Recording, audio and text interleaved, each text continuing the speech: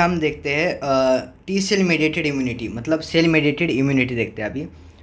तो what are T lymphocyte, मतलब T lymphocyte क्या होते हैं? तो T lymphocyte are a type of white blood cell responsible for cellular immunity. मतलब टी लिम्फोसाइट एक प्रकार के वाइट ब्लड सेल है जो सेल मेडिएटेड इम्यूनिटी के लिए जिम्मेदार होते हैं, मतलब रिस्पॉन्सिबल होते हैं।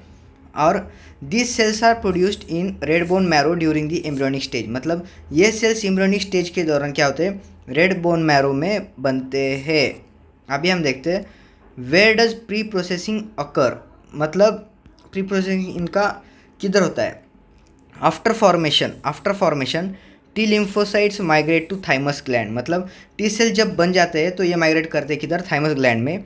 और in the thymus each T cell is pre process to recognise a specific antigen. मतलब थाइमस ग्लैंड में ईच टी सेल जो है वो स्पेसिफिक एंटीजन को पहचानने के लिए तैयार किया जाता है, और इस प्रोसेस को क्या कहते हैं? हम प्री प्रोसेसिंग कहते हैं। अभी ये जो प्री प्रोसेसिंग है, मतलब mainly occurs before birth and continues for a few months after birth. मतलब ये क्या होते हैं? जन्म, मतलब कुछ बर्थ के पहले होते हैं या फिर बर्थ होने के कुछ महीने बाद भी चलती रहती है। अभी what happens after pre processing देखते हैं हम। मतलब प्री प्रोसेसिंग के बाद क्या होता है? प्री प्रोसेसिंग के बाद this pre process T lymphocyte then migrate and spread throughout the lymphoid tissues in the body. मतलब प्री प्रोसेस टी लिम्फोसाइट फिर पूरे बॉडी में लिम्फोइड टिश्यू में स्प्रेड हो जाते हैं। पूरे बॉडी के जो लिम्फोइड टिश्यू होते हैं उसमें पूरे इसमें स्प्रेड हो जाते हैं। अभी they are tolerant to the body's own tissue. मतलब they do not attack normal healthy cell. मतलब ये सेल्स अपने ही बॉडी टिश्यूज पर अटैक कभी नहीं करेंगे, इनमें सेल्फ टॉलरेंस होती है। अभी फॉर्मेशन ऑफ लिम्फोसाइट क्लोन्स देखते हैं हम। मतलब क्लोन, इनका जो क्लोन बनता है वो once in the lymphoid tissue pre process T cell form clone. मतलब लिम्फोइड टिश्यू क्या करते हैं? टी सेल्स अपने अपने क्लोन्स बनाते हैं। लिम्फोइड टिश्यू में ये टी सेल जो होते हैं वो अपने अपने क्लोन्स बनाते हैं। Each clone is a specific to a particular antigen और सिमिलर टाइप ऑफ एंटीजन। मतलब हर क्लोन एक पर्टिकुलर एंटीजन के लिए स्पेसिफिक होता है। मतलब हर एक क्लोन एक स्पेसिफिक एंटीजन के लिए स्पेसिफिक होता है। यानी अगर एक एंटीजन बॉडी में आए तो सिर्फ उस एंटीजन के लिए बना हुआ टी सेल क्लोन एक्टिवेट होगा, दूसरा कोई नहीं होगा। अभी हम देखते हैं सरफेस रिसेप्टर प्रोटीन्स, मतलब टी सेल मार्कर्स देखते हैं अभी।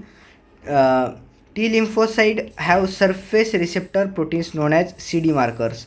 मतलब क्लस्टर्स ऑफ डिफरेंशिएशन। मतलब क्या होता है? टी सेल्स के सरफेस पर कुछ स्पेशल प्रोटीन्स होते हैं जिन्हें हम कहते हैं CD मार्कर्स। जिन्हें हम क्या कहते हैं? CD markers. इसका फुल फॉर्म क्या है? Clusters of differentiation. ये कितने होते हैं? These are around 50 types of CD markers. मतलब 50 होते हैं, 50 टाइप्स के होते हैं। अगर एग्जांपल देखें तो CD4 marker is present on helper T cell. मतलब CD4 marker helper T cells पे भी होते हैं। HIV virus binds to the CD4 receptor and destroys helper T cell weakening the immune system. मतलब HIV वायरस इसी CD4 receptor से bind करता है और क्या करता है? हेल्पर टी सेल को डिस्ट्रॉय करता है। और इसकी वजह से क्या होती है? हमारी इम्यूनिटी वीक हो जाती है। अभी हम देखते हैं टाइप्स ऑफ टी लिम्फोसाइट। अभी टी लिम्फोसाइट के क्या देखते हैं? टाइप्स देखते हैं। सबसे पहला टाइप है cytotoxic T cell. This cells directly attack antigen.